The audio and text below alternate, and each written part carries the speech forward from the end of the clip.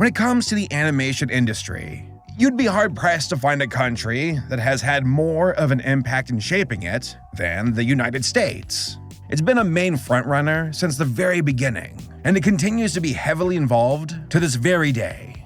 Now, there's no doubt that there are other countries who've contributed to the animation medium, such as Japan, France, and South Korea. But America has had a massive amount of control when it comes to creating and distributing films and shows on a global scale. But things are starting to change.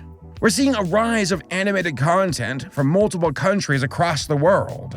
Ireland, Pakistan, the Philippines, all of them are putting out their own original content, but none of them quite compare to the powerhouse that is China. Seriously, China is moving at light speed, and they've been quickly closing the gap on the animation front, both on a technical and financial level. Hell, there was a movie called Neza that was released in 2019 that made over $740 million on a $20 million budget. That's insane!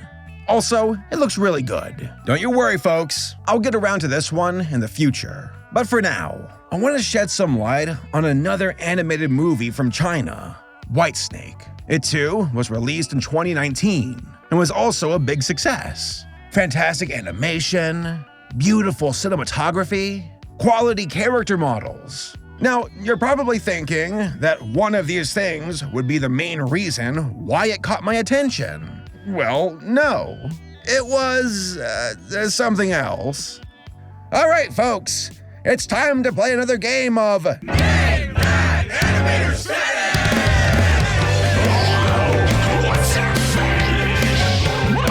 Nick, pull up the categories. Is it A, a foot fetish, B, a snake fetish, or C, a furry fetish? Ding, ding, ding, ding, ding. That's right, folks. It's all of the above. Of course, I'm just messing around. It's not like this movie is a smut film or anything. I mean, come on. Look at Pixar. I think it's safe to say that they have a type. That being said, I did notice some things in Whitesnake that made me wonder, who was this film for? There's blood, violence, impalement, an implied sex scene. Are these all things that are more acceptable for young audiences in China? Or was Whitesnake not a kid's film at all? Like, I severely doubt that Disney or Pixar would allow blood or a topless woman in their films. But hey, that's the interesting thing about art and culture. It has a broad spectrum, and Whitesnake is no exception to that. So, let's check it out. And no, I don't mean the band.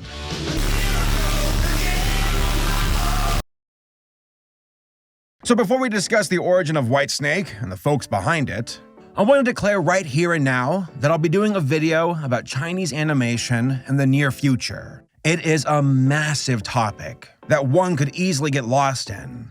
Just know that Chinese animation is on my radar, and it will get its own dedicated video in the future. So I'm just going to keep to the bullet points for now. Like I already said, the US has dominated the animation industry since the very beginning. But China has been making a huge effort to catch up. Why is that though?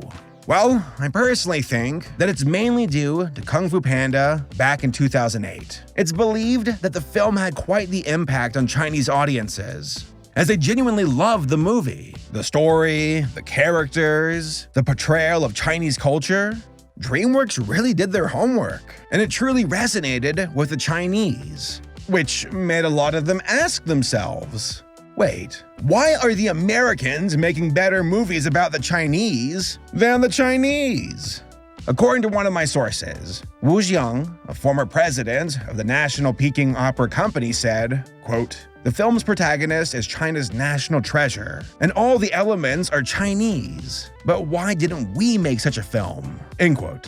Now, there's a lot to discuss here when it comes to China, its artists, its culture, and how the state controls every step of the movie-making process. I'll touch on it briefly here, but we'll save the main portion of it for a future video. But Kung Fu Panda humbled Chinese movie makers, and I think that was the main catalyst that inspired them to level the playing field. They don't want Americans dominating Chinese-focused films and selling them to Chinese audiences. Though that's not going to stop Hollywood from trying. So now we're seeing competition arise as China produces its own line of animated films, such as Ne Zha, Whitesnake, plus a ton more that are on the way. I will express my concern over the CCP's role over the movie-making process. But once more, we'll save that for my Chinese animation video. That is a big conversation to have. So, who's responsible for Whitesnake? Well, the studios behind the film were Light Chaser Animation Studios and Warner Bros. Far East. Light Chaser is based in Beijing and was founded in 2013 by Gary Wang. According to Gary, he wants Light Chaser to produce animated feature films targeting the rapidly growing Chinese movie market, and cited that the lack of quality domestically produced animation content, a rapidly growing domestic market, and improving environment for movie distribution in China as the main reasons behind his decision. In summary, Gary wanted to get in on the ground floor of a rapidly growing market. Now, Light Chaser only has a handful of movies in their filmography, but Whitesnake was the biggest hit for them so far. The movie was directed by Amp Wong and Zhao Ji. According to Ji in an interview, quote, "Whitesnake is a very famous Chinese fairy tale. We have a 1,000-year history for the story. Everyone in China is familiar with it. And like me, watched the TV series for that story when I was a kid. I always had some questions. You see, our movie is actually a prequel of the original story." End quote. That was something I did not know going into this video, that Whitesnake is a well-known folklore story to the Chinese, and is considered to be one of China's 4 great folk tales. It's incredibly old, and has been adapted over and over and over again. Another interesting thing about Whitesnake is how Warner Bros. Was involved in its production. Personally, I think it was more of a you scratch our back and we'll scratch yours kind of relationship with Light Chaser. Light Chaser was like, hey, collab with us, teach us how to animate, and then you all can present the movie as a Chinese film and won't be subjected as a foreign movie and have to deal with that rule set from the CCP. Now, I could be wrong with that assumption, but China is definitely more strict with foreign films. And Hollywood desperately wants to get in on the growing Chinese movie market. So hey, maybe time will prove my theory to be correct. That all being said, Whitesnake was a financial hit and was well received by critics and moviegoers alike. It even won a handful of film awards. It also proved that China is growing as a contender in the animation industry, and that American studios and companies not only have a new demographic to explore, but new rivals to contend with too. Needless to say, the 2020s are going to be a very interesting decade for animation. Alright, so what's the movie about? Our main character is Blanca, a snake demon who lost her memory after trying to assassinate a character called the General. I'm trying to save somebody, call the General to save some time. You know that guy? No, it's actually not that guy. I'm stupid. Blanca was rescued by a guy named Xian. I'm trying to say his name right. I looked it up. Even then, it's still hard to say. Forgive me. Xian? Xian. I'm trying, guys. I really am. No, I don't think so. So Xian brought Blanca to his snake catcher village. There, they start to bond. But Xian discovers that Blanca has powers. They then discover a jade hairpin that is magical, and Xian and Blanca journey to the special jade workshop. Along the way, it is revealed that there is a village of snake demon people who believe that Blanca has betrayed them. But Blanca's sister, Verta, says that she will find her sister and prove that she's not a traitor. Verta also agrees to some deal where she will explode? Yeah, explode, due to this curse if she does not return in 3 days back to the Snake Village. Huh, okay. In the meanwhile, Xian discovers that Blanca is a demon. But he's cool with it, cause she's hot. They then arrive to the Jade Workshop, where we get a special scene that was directed by Quentin Tarantino. We're then told by the Jade Shop demon that the hairpin is a powerful magical wand, but that it causes memory loss. Verta then confronts Blanca and Xian. They escape, they have sex. The sex was so good that Blanca's memories return. Just kidding, it was due to some Taoist altar in the temple. But then they run into Verta again, who tells Xian that Blanca is too powerful of a demon and will go full snake psycho mode, and that she, a demon, couldn't be with a human. So what does Xian do? Homeboy runs back to the Jade Workshop and turns himself into a demon, which, I'll be real with you, is kind of hilarious, because all he does is grow a fairy tail. And all the people around him are like, oh no, you're a demon. And I'll be real, I agree. Demon. Were it so easy. Blanca and Verta ditch Xian, and then battle some wizard guy who has a stork version of Cerberus. Blanca then accidentally destroys a human city, and then finally, there's this big face-off at the end against the general, his origami soldier army, and his winged hussars. Oh, and this queen snake? By the way, there's a queen snake. Well, she goes full psycho mode too, and she betrays the other snake people. But Xian and Blanca defeat her. But unfortunately, it came at the cost of Xian's life. But don't worry, he reincarnates as Samurai Jack, and Blanca finds him years later. So yeah, lots of stuff going on in this one, and I really wish the movie would have explained it more. Cause, real talk, it's quite confusing. So, what are my overall thoughts about the movie? Well, let's start with the story. In my opinion, I think the plot relies way too much on what people already know. Now, to be fair, this film is based on a Chinese folktale, so it was most likely not made with the intention of other audiences immediately understanding the context of the plot. For example, I understand Cinderella, and I don't need a crash course on it. But that might not be the case for a Chinese audience. That being said, I find the story of Whitesnake to be a bit boring. I think the film could have done a better job of raising the stakes, and also providing moments where things slow down, so the characters could develop their relationships. But those moments were few and far between.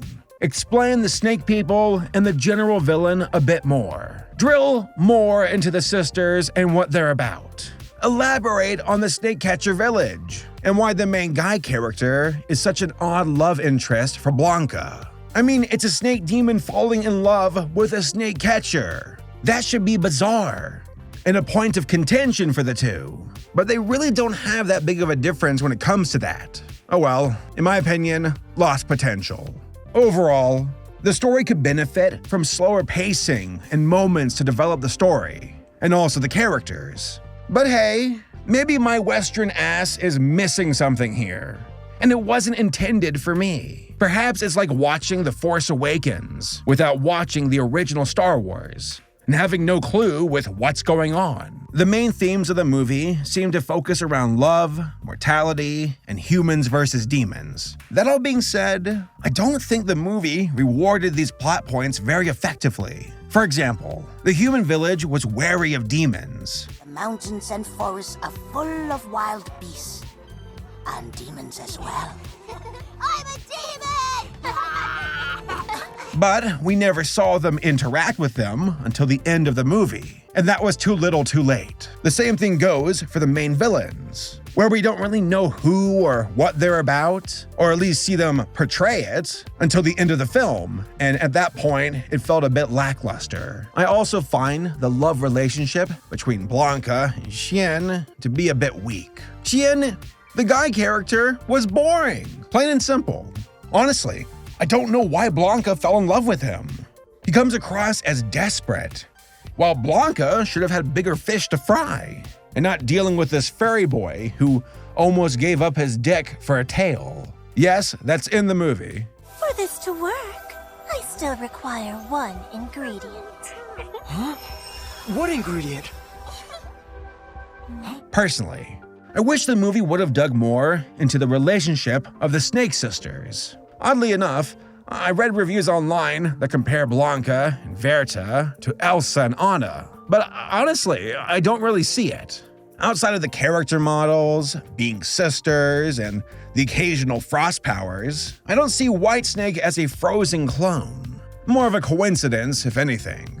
Oh, and let's talk about the English dub of this movie. For whatever reason, Amazon did not have the sub version on their site, so I was stuck with the dub. It wasn't bad, but the acting did feel flat. The dialogue was clunky too, and it felt a bit like a soap opera. Again, I wouldn't call it bad, but it wasn't great. Except for like the demon girl from the Jade Workshop. She was fine. And finally, there's the animation. It was wonderful. Real talk. The cinematography was visually the best part of the film. Straight up desktop background worthy shots. The lighting was fantastic, the character models were great, and the action was fun too. Now, there were moments where the animation felt a bit stiff, but also moments when it moved too quickly. Actually, I kind of wonder if that's a Chinese preference, where they like fast action that's hard to follow. But I don't know. Maybe someone can tell me in the comments. That being said, the visuals are incredibly good, and I think that they are the main reason why you would watch this film. Again, the story, the characters, they feel a bit hollow. Blanca, Xian, Verta, the General, they feel empty, and it's hard to relate to them. But as an American, hey, maybe that's on me. Still, the story and characters aren't that compelling. If they can tighten up those things, I truly think that Whitesnake could be a DreamWorks or Disney-level film. But they don't want that. They don't want to be Disney. They want to be better. And you know what? That's good for competition, so go for it. In conclusion, Whitesnake is a film that is style over substance. Now, to be fair, it is very possible that I, an American, just don't understand the cultural context of this movie, and a fair portion of it is lost upon me. But I still believe that there are things that could be improved in this film. Take some time to get to know the characters. Explain the world and how it operates. You know, stuff like that. Slow it down, explain it, and let the audience breathe it in. That being said, the visuals are outstanding, and I think that Light Chaser Animation has a very promising future ahead of it. They have truly displayed how competent they are when it comes to animation, and I think they have potential to compete against Disney and other American studios. But overall, there is no doubt that Chinese studios are quickly catching up with the heavyweights of the animation industry and will most likely play a major role in the 2020s. Here's hoping they can churn out some great stuff, and I can keep checking out their films and their fetishes. Honestly, if there's anything that is truly relatable when it comes to countries and cultures across the world, it's that. So keep it coming. Not like that. Or maybe like that. I'm going to hell.